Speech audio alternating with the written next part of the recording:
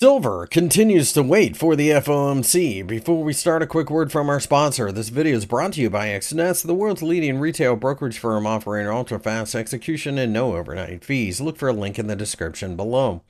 The silver market has been hanging around the $30.50 level over the last 24 hours as we wait for the Federal Open Market Committee announcement, which of course is the Federal Reserve's interest rate decision. But perhaps more importantly, we're also paying attention to the press conference afterwards to get a bit of a heads up as to what the Fed may do with interest rates. Remember, the silver market, of course, is a precious metal, but it's also an industrial one. So we also have to pay attention to whether or not industry is demanding more and more silver, which from a longer term perspective, it most certainly is. But if we were to head into some type of recession, silver could take a little bit more of a beating than gold would in that scenario, due to the fact that industrial demand would, of course, fall.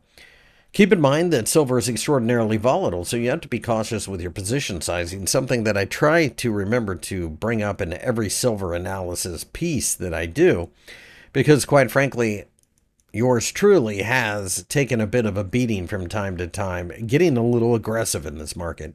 This is not a market that you trade aggressively, because when you're wrong, you end up being very wrong.